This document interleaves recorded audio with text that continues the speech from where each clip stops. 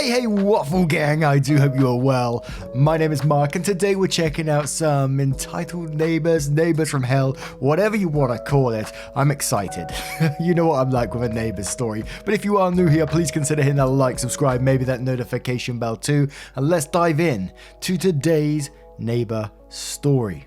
This story comes from Similar Bend 9529. It started off in entitled people, then I believe it went on to another subreddit called Neighbours from Hell. It's called My Entitled Neighbours from Hell Part 1. There's 2 parts to it, it's all very big, let's get involved. This is part 1 of 2.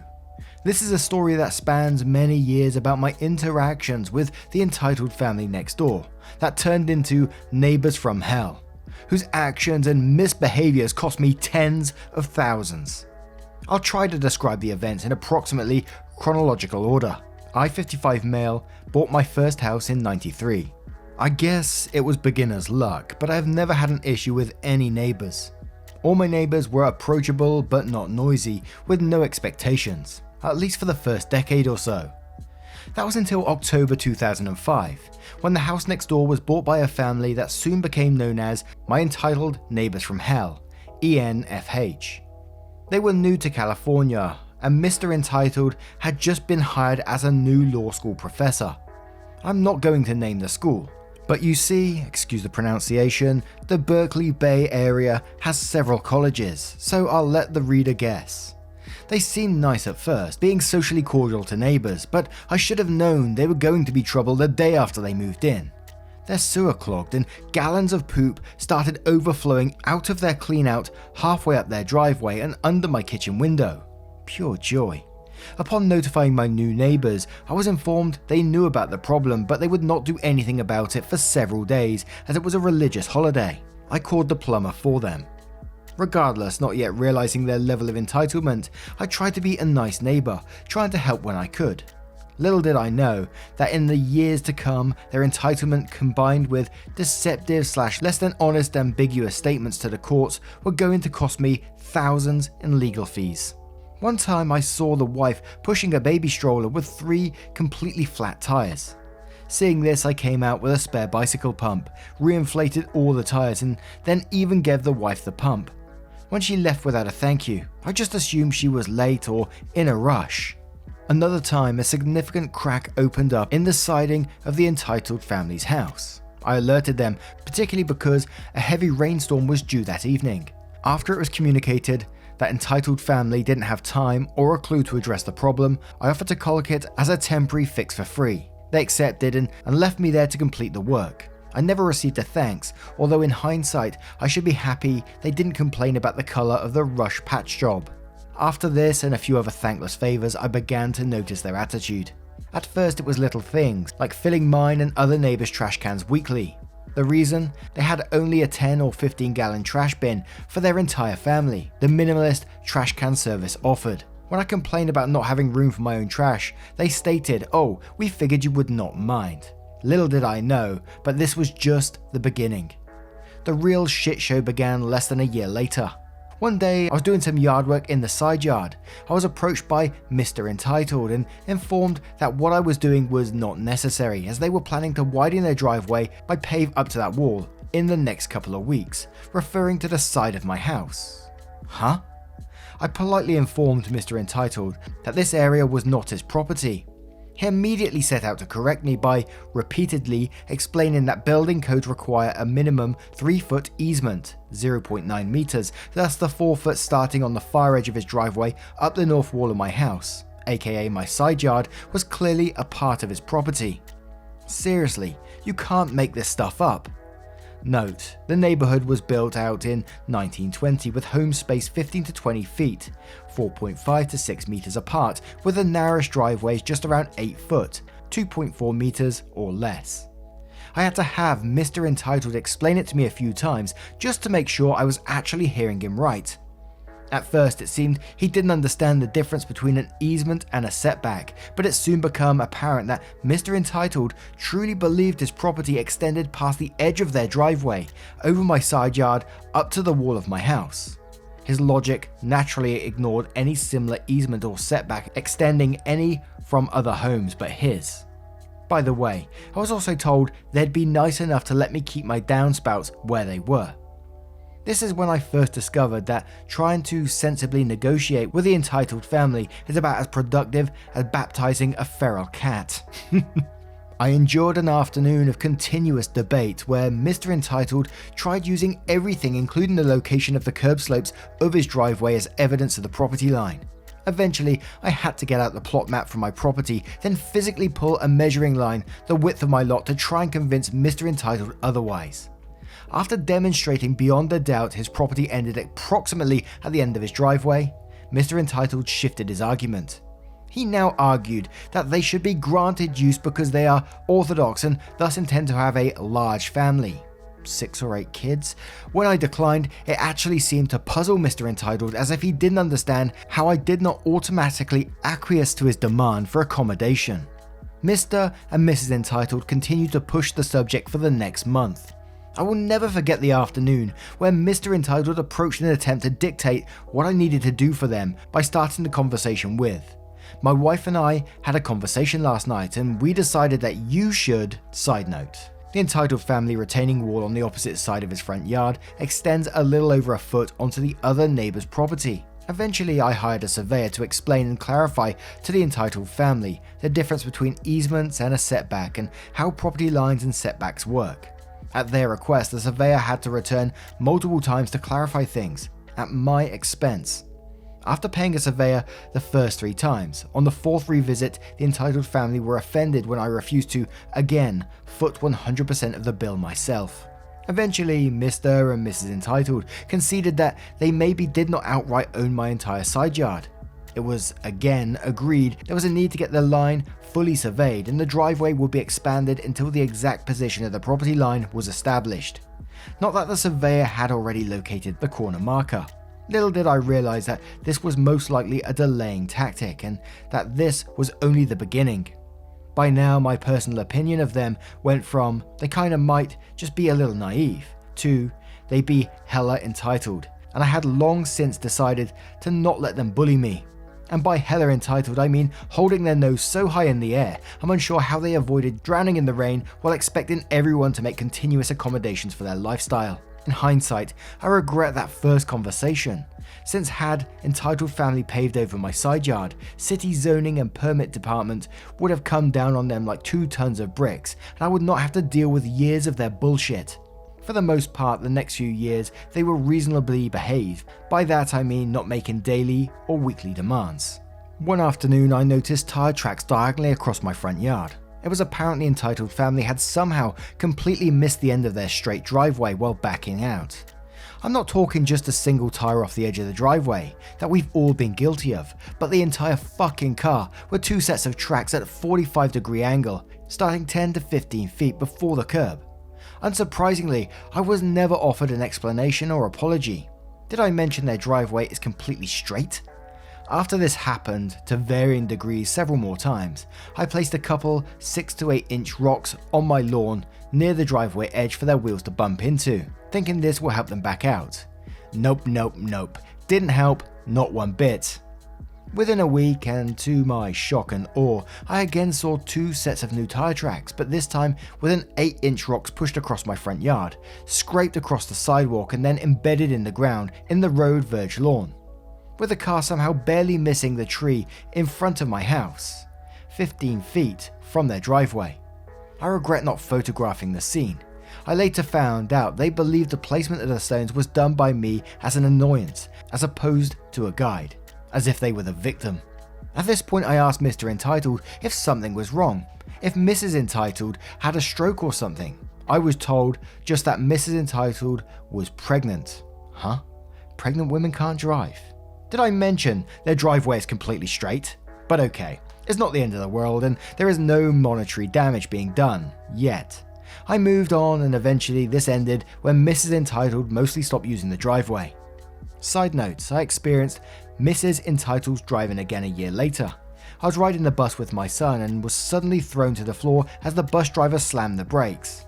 As I got up off the floor, I looked up and saw that Mrs. Entitled had casually cut off the bus while making a right-hand turn, coming less than a single car length from getting ploughed into, as the bus driver rightfully mumbled some choice obscenities of such quality that I honestly regret failing to take notes.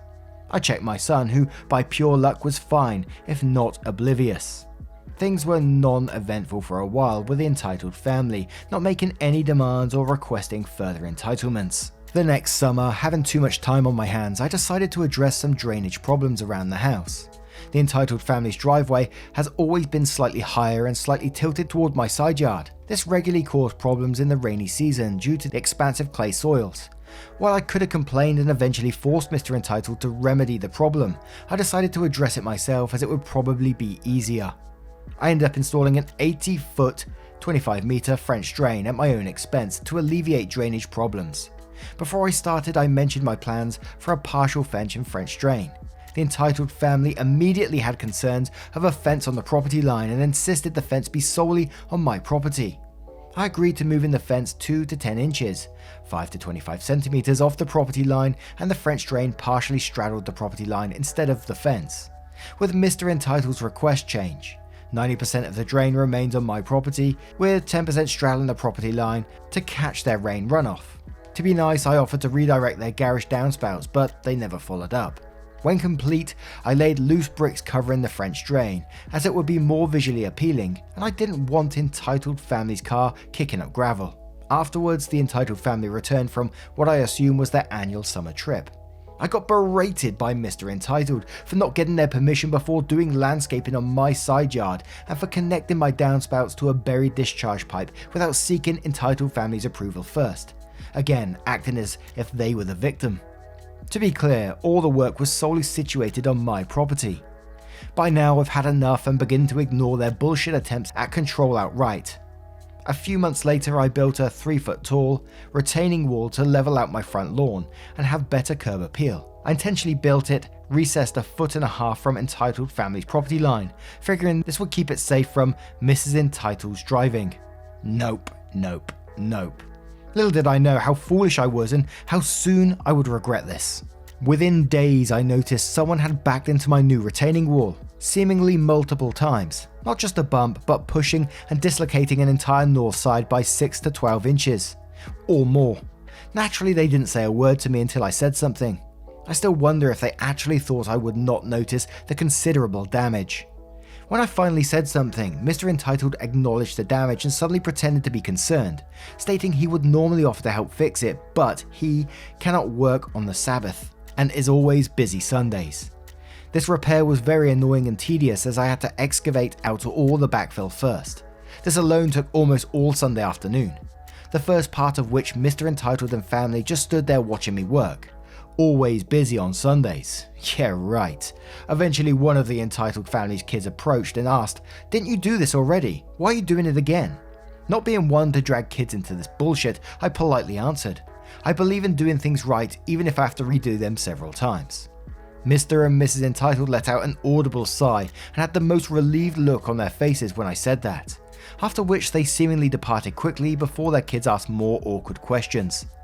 On completing the rebuild, it was obvious the retaining wall needed further protection from these extraordinarily talented drivers. So I placed a few spare 4 by 6 inches concrete blocks on the wall's base, in the 1.5 feet between the base of the retaining wall and the entitled family's property line. This will be very important later. For the next few months, this seemed to solve the problem and stop the damage. The following spring, I started some new construction. A few times Mr. Entitled stood at the end of my driveway, being nosy, staring at the work, creepily not saying a word. Beyond this, entitled family mostly kept to themselves, although they did complain after I extended my sewer line up my side yard for a 3rd bathroom, without seeking their permission first. I simply ignored their verbal complaint. Later on further inquiry, I learned that Mr. Entitled was extra annoyed because he had already planned on using my side yard to run water and sewage to his detached garage. Again, the victim. Since the construction required a survey to mark the edge of my property, I got all 4 corners marked. This resulted in a survey marker installed on the entitled family's driveway, 4 to 6 inches from the edge. This will be important later. That summer, I got around to building a privacy fence for my backyard, as previously agreed, completely on my side of the property line. Good fences make good neighbours, so I built a 10-foot tall one. Unsurprisingly, I heard complaints. First for not asking first, ignoring the myriad past conversations where I'd mentioned my intention to build a fence years prior and even agreed to move it. When I pointed this out, they followed up by complaining how I purposely hung the fence boards on the wrong side, presenting them with the ugly side or an eyesore. Always the victim. As a gesture of niceness, I offered that if they picked up some fence boards, I would do the labor and install them on their side of the fence. They never followed up, instead complaining even more, now noting they could not open their car door. They then requested the entirety of the fencing structure be entirely on your side of the property line. I pointed out I already stored it with a 2 to 10 inch offset from their driveway/property line as requested. Things quieted down for a few blissful weeks as the entitled family were out of town on their annual summer vacation. When they returned, I endured the usual snotty comments. One of my favourite incidents was on that year's Halloween. I was sitting on my front lawn, handing out candy and glow sticks to the kids, so they could be safely seen in the dark. As a group of parents were admiring the glow sticks, Mr. Entitled stepped up and loudly announced, "What if a child bites on one and poisons themselves?" I smiled and pointed out glow sticks are non-toxic. He actually grumbled, "Of course you'd think of that," while simultaneously turning and walking away. Such interactions were not uncommon with any member of the Entitled family. The following fall, I noticed my retaining wall again showing evidence of a collision with a vehicle. The damage was not as severe as before, due to the protective blocks I placed between the base of the wall and Entitled family's property line, stopping their tyre. Unsurprisingly, they never say a word, no apologies. I elected to just quietly repair whenever I noticed new damage. By this point it happened enough times that I stopped using adhesive to cement for the first blocks of the leading edge, allowed the first blocks to be pushed without causing additional damage/movement to the structure. Strangely enough, I do not recall Entitled family ever backing into their own retaining wall on the opposing side of their driveway, yet they somehow repeatedly ploughed into mine that is 1.5 feet past the edge of their driveway and property line. How odd. The following winter I noted excessive water in my backyard after some rain, only to discover the Entitled family has shoved a downspout from their garage under my fence. For some reason I was not surprised in the least. Things were mostly peaceful till the end of the summer, until when the Entitled family started pushing to get me to sign an agreement they drafted. It was worded so they grant both parties equal, irrevocable, unencumbered rights to my side yard. Mr. Entitled's justification was that it was fair because it allows us both to use the side yard. I called him on his bullshit, pointed out it grants them irrevocable rights to do anything they want to the property, including paving. My law school professor denied this, later claiming ignorance of the definition of unencumbered. For the next week or so, the Entitled family seemed noticeably irked. I can only assume because their ploy didn't work. Over the next year, if I did any type of yard work on a Saturday, such as mowing or pulling weeds, I would be verbally accused of intentionally working on the Sabbath, knowing they can't call the police. If I did anything to my side yard without asking their permission, as if they were the victim of some secret plot every time I did yard work.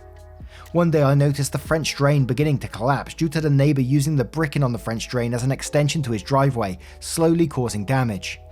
Loose brick over loose gravel is far from roadworthy. When I asked Mr. Entitled to refrain from driving on the drain, he immediately showed annoyance and did not take this simple request lightly. Within a few weeks, Mr. Entitled hired a contractor we will call MF to look at the property line. MF turned out to be a very reasonable person. I showed him the survey markers, the retaining wall, the French drain's damage, whatever he wanted.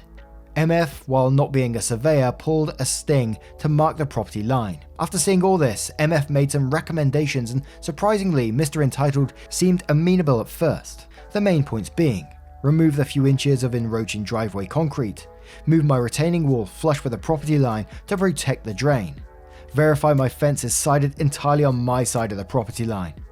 For the most part, that's what I've been asking for, and I figured MF must have talked sense into Mr. Entitled. I was so wrong. A week later, Mr. Entitled did a mental 180 degrees and I received a formal email declaration from Professor Entitled, law school email address, and he now claimed legal ownership of my side yard through prescriptive easement. His letter also legally informed me any use of my side yard by me was now trespassing, effectively banning me from my own property. now one would presume a Harvard-educated lawyer, law professor, and member of the NY Bar would kinda sorta maybe avoid making knowingly false and or misleading legal declarations and demands, particularly in writing. But I can be wrong. I can only guess he thought I was a pushover and was simply acquiesced to any legal worded demand letter. Nope. I quickly called him out for trying to openly and intentionally misrepresent the law in such a fraudulent manner, and using his university law school email address to add authority. I also took the liberty of emailing him clear and relevant case law showing how he was completely full of shit. That following weekend, I got an email from Mrs. Entitled backpedaling on Mr. Entitled's claim of ownership, saying something to the effect of being ignorant of the law and how it was just a misunderstanding, while continuing the argument for use. Oddly, Mr. Entitled never corrected himself. For the next week or so, it felt like Team Entitled took turns arguing for permission to pave over my side yard.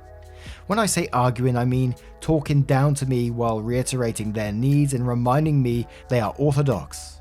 As always, they seem genuinely confused, not comprehending how I don't automatically acquiesce to their arbitrary needs.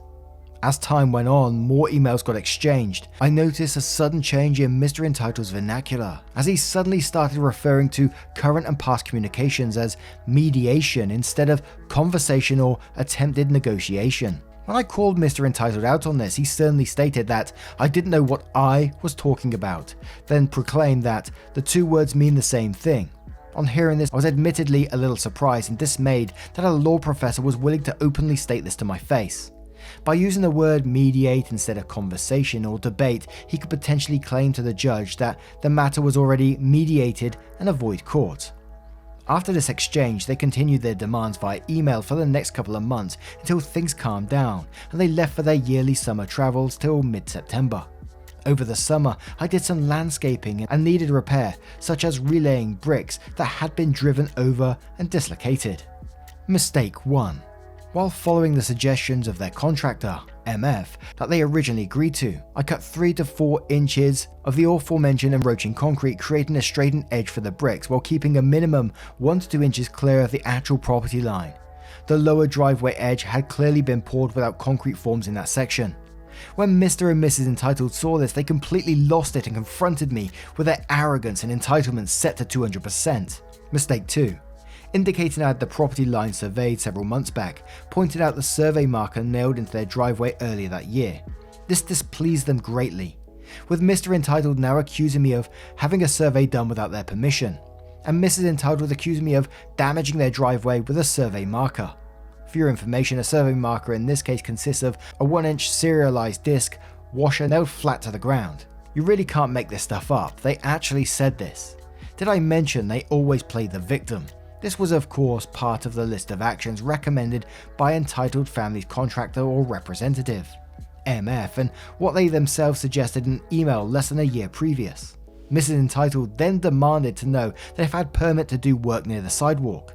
She was more than slightly miffed I actually had one, noting I had just repaved part of the sidewalk in front of my house at my own expense. After some random back and forth with both Mr. and Mrs. Entitled taking turns, Mr. Entitled suddenly and loudly accuses me of planning this all year, intentionally doing this during Rosh Hashanah, knowing they can't use the phone to call the police. Always the victim.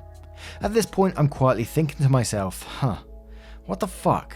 As I was admittedly stupefied for a moment after hearing this. Eventually I reply telling them that I'm unaware of what or when their holidays are, as I am for the most part an atheist, and that, my readers, was Supermongo Mistake 3. On hearing this, Mr. and Mrs. Entitled both were all of a sudden silent, as if shocked, and for a few seconds they were both speechless as they mentally processed my statement. It was as if they could not comprehend that anyone could possibly not know the date for Rosh Hashanah that year. Note to the reader, this is where things get fucking serious, as we go into part 2. In part 1, we left off with Mr. and Mrs. Entitled Family confronting me about work along property line and completely losing it. After a few moments, Mr. and Mrs. Entitled Family's shock turned into pure rage at the fact someone could be willfully ignorant of some religious holy days. At this point, Mrs. Entitled abruptly turned to my 4-year-old son, looked him straight in the eye and told him how he will live a horrible life and that she pities him and that he will suffer having a father like me. This tirade left my son physically shaking and in tears. After Mrs. Entitled completed her verbal attack on my son, she stood with a smug look on her face as she watched my 4-year-old son drop to his knees and break down in tears. As this happened, Mr. Entitled stood silently behind Mrs. Entitled, placing his hand on her shoulder in support and nodded approvingly. As my children were my priority, this conversation was immediately over as I brought my kids inside. It took most of the hour to calm the children down. The next morning when I saw Mrs. Entitled, I read her the fucking riot act regarding her actions and behaviour regarding my children. In no uncertain terms, I made it clear they were never to speak to my children again. I explained to Mrs. Entitled I have been mostly polite and patient with them, regarding their consent demands for special accommodations, but they do not have the right to emotionally attack a child. All the while being careful to stand 10 feet back, 3 meters, not to physically threaten nor refer to religion. I do confess, however, to make a concerted effort to drop an F-bomb at least every other sentence to convey my annoyance. When I asked them to acknowledge what they did, they of course refused to acknowledge doing anything wrong and departed. Entitled family later would report this entire event describing themselves as the victims of unprovoked aggression and religious bias. I should note that Mrs. Entitled family's verbal assaults left my 4-year-old son noticeably shaken and emotionally distressed. For at least the next 6 to 8 months, son repeatedly asked questions like, asked if our family can ever be a good family, asked if the neighbours will try to make him cry again, asked why neighbours yelled at him and made him cry, asked him why neighbours say he has a bad family, told me it makes him sad that he was told I'm a bad daddy, said he wanted to have a good daddy, not a bad one, wanted to know if I still loved him and if I can stop the bad neighbour from saying bad things, wanted to know if I was a good daddy, wanted to know if I will keep him safe, wanted to know if daddy was bad and if daddy still loved him, wanted to know what good daddies were like, wanted to know why our family was bad on Christmas. These are some and near exact quotes, many times spoken while he was in tears. I kept notes on this, but after 6 to 8 months it became too emotionally damaging for me to continue. I cannot describe how soul-crushing this was to hear one son say this, sometimes several times a week, sometimes a few times a day. Each time I tried to tell myself my son did not fully know what he was saying, nor how much it pained me to hear it. I just made sure he knew how I loved him every day. I'm not ashamed to say I privately cried some nights. I can never forget that smug look of accomplishment on Mrs. Entitled family's face, or how Mr. Entitled stood behind her nodding approvingly with his hand supportively on Mrs. Entitled's shoulder, as they together watched my 4-year-old drop to his knees in tears. One would presume that as an experienced parent, Mrs. Entitled knew what effect her statements could have on a small child. But given Mr. and Mrs. Entitled showed no remorse then, nor in the months to follow, it is abundantly clear that at the time they saw absolutely nothing wrong with their actions, ethically, morally, or otherwise. Note, I later learned that Mr. Entitled had just recently been awarded tenure, something that may explain their Entitled family's huge increase in arrogance and entitlement. Later, when Entitled family referred to the incident with my son and my objecting their behaviour, they unsurprisingly portrayed themselves as victims of religious persecution. Several days after, I sternly read Mrs. Entitled the Riot Act. Mr. Entitled approached me on the street to warn me they have a recording of what I said to Mrs. Entitled. I was surprised and beguiled given Mr. Entitled was openly confessing to a crime and potential felony. I literally had to turn my back as to not be seen laughing as Mr. Entitled continued publicly incriminating himself in front of multiple neighbours. Later that week, much to Mr. Entitled's chagrin, I affirmed his warning, eagerly pointing out that the recording would disprove their claims of threats or any mention of religion. I also informed Mr. Entitled of California Penal Code 637.2, and that California is a two-party state and what he had done carried a $2,500 fine, in addition to up to a full year or more in jail. One would think a man of his education, legal background would be smart enough not to commit, let alone publicly confess to a potential felony. Later on, when I asked my attorney to request a copy of the recording, Mr. Entitled unsurprisingly denied everything, asserting there never was one. What? Was Mr. Entitled tenured university professor and member of NY Bar being in any way dishonest or committing a violation of the code of ethics? For the next several weeks or so, whenever Mr. or Mrs. Entitled would approach and try to say anything, I would respond with a simple stern statement: "You attacked my son, please go away," regardless of location or who they were with, occasionally not using the word please. If one of their flying monkeys from their household made eye contact and tried to approach me, I'd state, "Mrs. Entitled hurt my children, please go away," after which they would typically abort their approach. After the incident with my son, and hearing his distress statements repeatedly over the previous months, I do admit to being more than a little passive-aggressive in my future dealings with the Entitled family, and any of their flying monkeys. If you ask me after what they said and did to my son, many people would say I was being polite. As self-appointed pillars of their personal community, the public embarrassment from these encounters really annoyed them, far more than I anticipated. I would later find out the Entitled family would log these as incidents, as further acts of religious persecution against them and their family. Despite the fact I never mentioned religion or made physical threats, they were the ones to mention religion. Within a month of the incident with my son, the Entitled family served me with a restraining order. Yep, that's right, they verbally attacked the child, then slapped the protective parent with a restraining order, asserting that they are innocent victims. This was followed with a lawsuit against claiming prescriptive easement ownership of my side yard. A few weeks later, Entitled family finally hired their own surveyor, who marked the property line by pulling a string pin, with flathead nails pinning the string into their driveway. This will be very important later. This is supervised by their lawyer, who later shared photos of the property line as designated by the string pinned to their driveway. The line in the photos clearly showed the end of their driveway encroaching 4 or 5 inches past the property line, but more importantly, that the side yard clearly belonged to me. Side note, it seems that while I require permission to have a survey done, they don't. That morning, my son asked me what good daddies were like. Sometime in the next week or two, Mr. Entitled also called the city inspector about the position of my retaining wall. I never got the full details because the inspector saw the survey marker, rolled his eyes, actually laughed and said, "Nothing wrong here," while crossing out the complaint. A month after being served, there was a hearing to see if a permanent restraining order can be granted. Much to Mr. Entitled's chagrin, the restraining order was not granted due to a vacuum of evidence. Additionally, due to the accompanying lawsuit, the judge made a statement specifically ordering no trespassing, no resorting to self-help measures, and no changes are to be made along the property line by either party within 2 feet of the boundary line, or removing or altering any portion of any structure. This will be important later.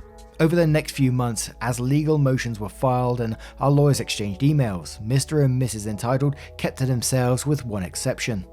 Approximately 3 months after the hearing, seeing my children in front of my house, Mrs. Entitled decided to approach with that smug look again, as my children and myself stood in front of my house. My then 5-year-old began to panic as soon as he saw Mrs. Entitled approaching. Seeing my son's reaction and alerted to the cause, I assumed the worst and instructed my children into a friend's nearby parked car, then retreated by locking myself in the car with my kids, both now crying. The Entitled family, of course, reported the interaction as another harassment event, unaware that this time my home security cameras captured the entire event. A few months passed, and strangely enough, one of the blocks that was protecting my retaining wall mysteriously disappears. Kinda odd, but I have my suspicions. I filed an online police report anyway, and while I was at it, installed a spare security camera facing the street watching the retaining wall / property line. Note, the camera only recorded motion on my property. Image of the hidden camera. And there we see it. For the next months, things were mostly quiet as the Entitled family were again out of town for their yearly summer travels. If you are still with me, this is where things get batshit crazy. One morning a month or so later, my property line security camera alerts me. I see Mr. Entitled attempting to back his minivan out of the driveway with that other car parked blocking half the width of the entrance to his driveway. Yep, Mr. Entitled's own car, a Scion, was parked blocking about 4.5 feet of their own driveway. In the interest of peace, I elected to not interrupt them and just stay inside and watch it on video. Popcorn, anyone? Was Mr. Entitled's intention to try and squeeze a 6.5 foot wide minivan through a 4.5 foot gap behind his car, or just to drive the van across the sidewalk and over the lawn? Again, the world will never know, because with insufficient clearance to turn, Mr. Entitled ended up wedging his van in the driveway against my retaining wall, getting the wheel stuck on the blocks protecting my retaining wall. Yes, the ones I used to protect my retaining wall from being backed into for the 4th or 5th time. This was also witnessed by a couple of neighbours located across the street, who told me they were watching and laughing their arse off. Here is a diagram of Mr. Entitled's trapped minivan. Bloody hell, I still don't understand how he's doing that. Why hasn't he gone straight still? I mean, he's the wrong way to try and wiggle out of that little gap anyway, isn't he? In time, Mr. Entitled gave up and reluctantly moved his car that was parked in front of his driveway, allowing the Entitled family to free the van by simply backing straight out. Mr. Entitled then took pictures of my retaining wall that he, again, just hit. Do I get an apology for hitting my retaining wall again? Do they offer to repair any damage? Nope, nope, and nope. Not when the Entitled family can play victim. Instead, Mr. and Mrs. Entitled accused me of blockading their driveway and vehicular vandalism. The blockading refers to the blocks that were never on his property/driveway. Question: if the driveway was blockaded, how did they pull in and out of the driveway all year? Luckily, a security camera caught most of the action, and I can easily disprove his statements. 3 days later, the same camera catches Mr. Entitled on my property, moving blocks at the base of my retaining wall in an attempt to widen his driveway across the clearly marked and established property line. Hey, remember what the judge said 7 months previous regarding no trespassing, no resorting to self-help measures, and no changes, including removing or altering? It's almost as if Mr. Entitled perhaps believed none of it applied to him. Later that evening, I restored the hardscape as it was before, only for Mr. Entitled to repeat his actions the next day. So the next time I restored things, I placed a small note under one of the blocks saying, "Smile, you're on camera," figuring this will encourage Mr. Entitled to respect the judge's order. Ha! Nope, nope, and nope. If you think that worked, you're a fool and don't know the rules of true entitlements. That night, my son wanted to know if I will keep him safe. The next day, Mr. Entitled was back, and after reading and pocketing the note, Professor Entitled boldly repeats his actions. Code of ethics be damned, since there is no way, after 2 surveys plus a string line placed by his own surveyor, he didn't know where the property line was. This was clearly against what the judge instructed. So I reported Mr. Entitled to the police for trespass and violating a judge's orders. Do you think this stopped his behaviour? Oh, heck no. Not when Mr. Entitled can play the victim. When my attorney reached out to Mr. Entitled's lawyer about the trespass, Mr. Entitled's lawyer claimed to be out of town on vacation in Hawaii and asked if they could handle Mr. Entitled's repeated trespass the following week. My attorney agreed as a professional courtesy. The following week, first thing Monday morning, instead of reaching out to my attorney as agreed, I got served a restraining order requiring me to remove the security camera. Yes, that's right, after my security cameras caught Mr. Entitled trespassing and defying multiple orders by the judge, I received a restraining order requiring me remove the security camera that caught him. Their justification for the restraining order was that Entitled family were again the victim, this time of being spied upon and implying how their children lived in fear. Huh? What? How? Given the camera was sighted on down the property line facing a public street with a house out of frame behind the camera. After obtaining the police report, did he think I would never see the police report? I learned during the week my attorney was told Mr. Entitled's lawyer was unavailable to talk. Mr. Entitled's lawyer and Mr. Entitled had actually been meeting with the police and framed my reporting of their trespass as further examples of harassment and how they are the victim, suggesting they are being targeted because they are orthodox, claiming they have been living in fear for their safety for years during this now 8-month event. There have been times I wondered if the Entitled families continuously mention religion intentionally for use when they don't get their way, so they can later blame it on religious bias. But that is just pure speculation based on limited exposure. I also learned Mr. Entitled had repeatedly attempted to get the police to issue another restraining order, but was unsuccessful.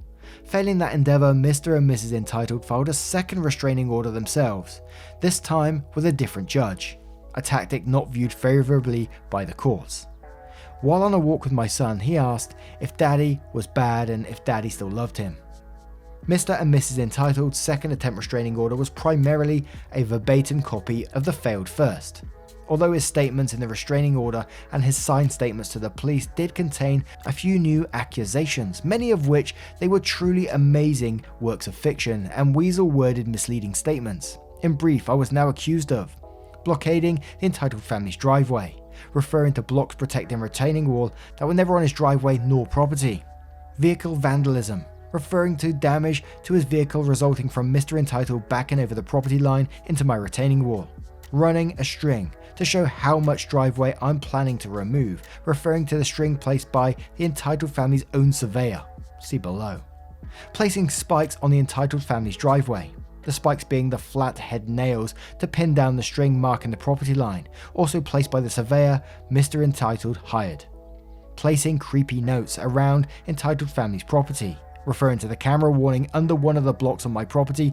placed to protect my retaining wall, emailing surveillance photos from my spying on entitled family. I don't know how he justifies this one, as the security camera in question pointed away from his house, nor had I directly emailed the entitled family for nearly a year, leaving a cement block on his lawn.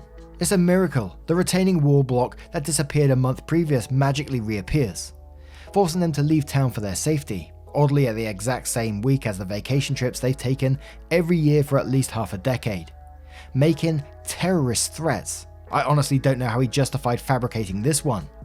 Illegally cutting concrete along the property line without having anything approved by zoning, leaving out the work was only done on my and city properties, not entitled families, and with a permit from the city for sidewalk repair. Harassing them because they are observant Jews. Odd again, as they are the only people who bring up religion, repeatedly.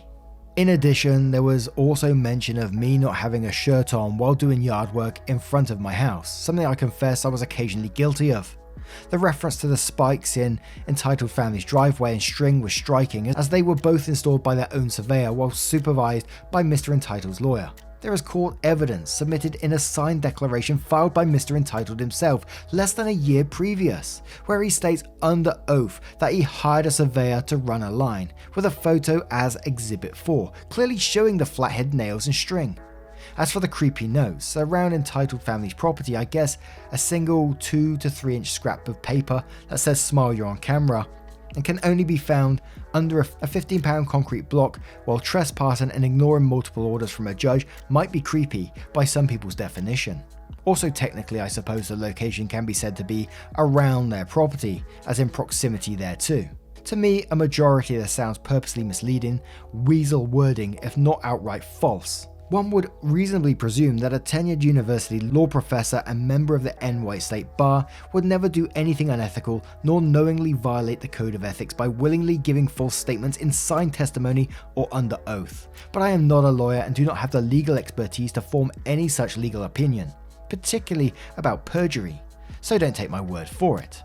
Did I mention one of the classes he teaches is torts?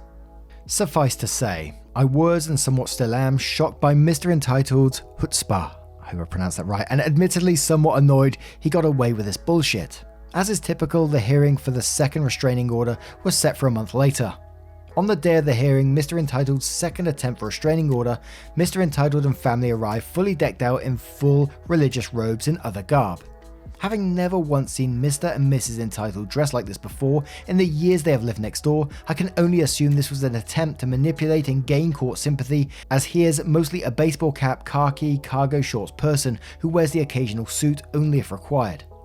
Much to the Entitled's family annoyance, the second restraining order was not immediately upheld after the court was informed it pertained to an existing case already heard by another judge and that a previous order was rejected by the court. For your information, judges get really annoyed when you try and go around them and file documents behind their back. After the new judge agreed with my attorney that the request should be forwarded to the original judge, Mr. Entitled became enraged to the point he started to loudly verbally assault my attorney in the courtroom, eventually needing to be physically pulled from the room by his own lawyer as the bailiff began to approach.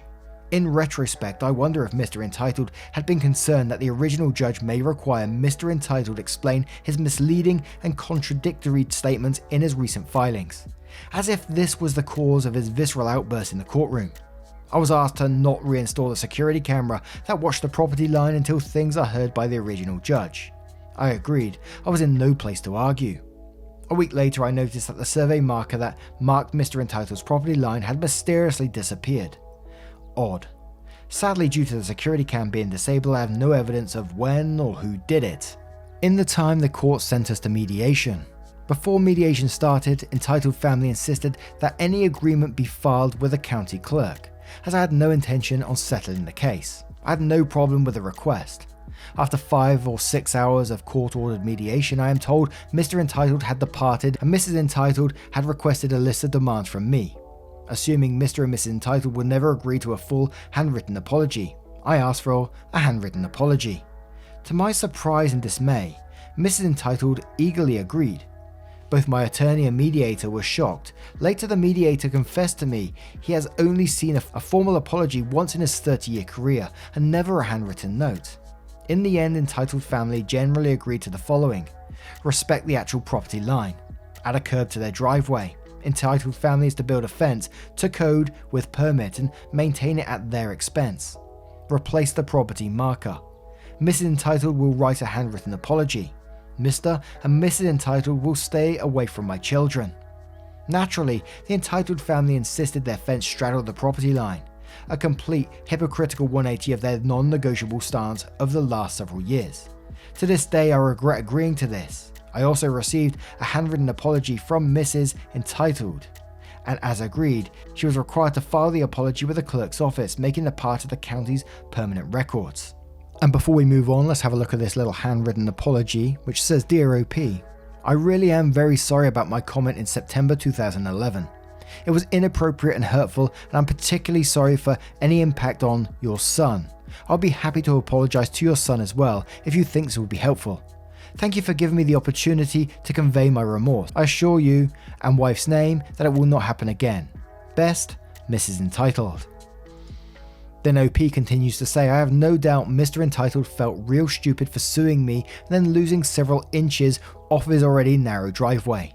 Sadly, attorney fees are not recoverable, even if the opposing party is obviously less than honest under oath. As I stated earlier, I'm not a lawyer and do not have the legal expertise to form any such legal opinion, particularly about perjury. But if you think at this point Entitled's family drama was over, you are so wrong." Not too much later, while having friends over for some backyard barbecue, my family and guests got pelted with tomatoes from the Entitled family's second floor deck. The Entitled family naturally at first denied it ever happened, later blaming an unseen weekend guest and never taking responsibility or apologizing. I have no doubt about what would happen if tomatoes were ever thrown at them. A few weeks later, one Sunday, I was reading a book in my backyard and I inadvertently got an earful as I overheard Mr. Entitled complaining. It seems they felt I still needed to be taught a lesson and put in place. I kept my mouth shut but gave my attorney a heads up. As for the rest of the settlement, to absolutely nobody's surprise or shock, the Entitled neighbours from hell had not only ignored the agreed timeline but also ignored a majority of the stipulations in the settlement, and any complaints made by me were deemed by them as harassment, with them as the victim. They shared plans for the fence, then built something completely different, which didn't surprise me as I suspected they were up to something after overhearing the Entitled family talking to the contractor a few weeks prior, saying he should try getting it done quickly and making it too costly to undo. Unfortunately, it was unclear what the "it" was. They never replaced the survey marker that mysteriously disappeared, as was agreed in the settlement. They seemingly, I suspect purposely, undermined the footings of many of my fence posts. I currently have a 6x8 end post being held up by a fence gate. I am honestly not sure how to fix it without being a major pain in the ass. The most annoying thing was the complete fucking mess left behind in my side yard. Entitled family's contractor pulled up and used wood that was part of my landscaping to use for concrete forms, was careless allowing the concrete to flow down under the forms and fully capping the French drain. As a finishing touch, dumped concrete slag debris on my property, swept soil over to hide it. During construction, I had repeatedly requested the contractor be less sloppy, only to be told every time to call my lawyer or sometimes just outright ignored. During the walkthrough with the lawyers, I pointed out the sloppy concrete underflow capping the French drain and all the dumped slag and requested they clean it up. They refused, saying I should have said something to them during construction. Funny, because I had done exactly that. Arseholes. It's going to be pure fun if I ever need to repair or replace my sewer or gas line. I'm also still waiting for the termite swarms from the plywood forms abandoned in the ground. They had also undermined the fence post for my rear gate, and due to its location it's near impossible to repair, something I had not noticed till the settlement was signed off. After seeing all this, it was obvious why they avoided getting a permit for the fence as explicitly required in the settlement. They didn't want the inspector catching them. After pressure from my attorney to clean up their mess, Entitled Family's lawyer eventually acquiesced, agreeing he'd make their contractor available for just 2 or 3 hours. To no surprise, their contractor showed up without tools, and after borrowing mine, he didn't get much done other than completely destroying my brand new $60 concrete diamond saw blade in under 20 minutes. After this, I tried to have as little to do with my hellish entitled neighbours. Epilogue. To this day, Mr. and Mrs. Entitled for the most part avoid me. From rumours I've heard they still act just as entitled, continuing to expect people to constantly make special accommodations. The entire event cost me a shit ton of legal fees that I was unable to recoup. Lawyer fees are not awarded in cases like these. Over the years, I've also witnessed what I felt was some truly horrible behaviour from their children and guests. I feel it shows the kind of people they are. On several occasions while waiting in front of my house for a friend, I observed the Entitled Family's 2 oldest boys repeatedly taking turns slapping their infant sister on the back of the head, making her scream and cry as she sat strapped into the stroller. Each time Mrs. Entitled would run out and console the infant, then go back inside the house, only for the other boy to take his turn slapping the back of his baby sister's head. There have also been multiple instances where very young children from the house have been found by myself and neighbours in the street, lost and crying, after wandering off due to lack of supervision. For years, the general presumption in the neighbourhoods was that if you find a lost small child, you should knock on their door first. On a couple of occasions, I have seen young children, 4 or 5 years old, unclothed, trying to follow a ball across the street. In each of these cases, I fetched the ball before they ran into traffic. I've witnessed their au pair back into my wife's car on multiple occasions, more than once smashing a turn signal or cracking a headlight, only for Entitled Family to later deny it. Most recently, during COVID, it should be no surprise to the readers that they hosted repeated, large social gatherings after Saturday services. Finally, in fall 2020, they moved out. I can only assume that they are somebody else's problem now. They were replaced by relatives. I've not spoken to them. My son eventually stopped asking the bad daddy questions and does not remember it. The end. I hope. And this story is just so on par with like the programs that I watch. I'm not sure if you get them anywhere else, but in the UK we have, I think it's called Nightmare Neighbours, and there's several other versions of it as well that you can watch, and it's always this type of stuff that goes on months and months, sometimes years, and people being stuck in that situation because they can't move or don't want to move or whatever. And a lot of the times it's like the family, they get a kick out of the drama by the sounds of it. You know, they're doing shitty little things all the time, and it's a real struggle to get, you know, law enforcement or courts to actually do anything about it. So you're sort of stuck in these little situations with the only option, you know, to be moving out at some point. And I think, you know, if I was in that, I think I'd really consider having to do it. I know it's like, you know, they win in the end, but months or months or maybe years of this sort of shit would drive me absolutely crazy. And I think it would either be like me moving out or ending up in prison, I think, because then they would absolutely do my nutting. And it's just like, it's not always what they're doing as well as what you think they might be doing in the background. It's got to be like a mental, it's got to play on you mentally, surely, like sitting there all the time. And that's my question for OP. I will be sending OP this link as requested on Reddit. So if you are listening to this, OP, and you've listened to your whole story again, how did this play on you mentally? How did you deal with this? Was it a struggle for you mentally to deal with this constantly, like going outside, you know, you said you stood out the front, are you constantly thinking, what are they up to? Anything could happen at any point. And it feels like one of these ones where, you know, they're always in the background plotting something, and that would be playing on my mind all the time. What are they up to? What am I going to be facing tomorrow? What am I going to be facing in the next hour or so because of these people? Yes, it went quiet every once in a while, but it always comes up again. Holy moly. Thank you so much, OP, for sharing your story. It went on and on. You said at one point, this is where it gets batshit crazy. I thought it was already crazy enough. Anyway, what do you guys make of this one? How would you deal with that family? I think OP has got some patience on him. Let me know your thoughts in the comments below. As always, a huge thank you for spending your time with me today. Getting involved in the stories, your love, support and time always means the absolute world to me. Thank you so much, and I will see you in the next one. Take care, guys. Much love. Wake up, get up, stretch my legs, eat some breakfast, milk and eggs, brush my teeth up, wash my face, throw my clothes on, start my day. Wake up, I can smell the smoke from the bacon. Let's go, see the sun shining from the windows. Okay, I know that today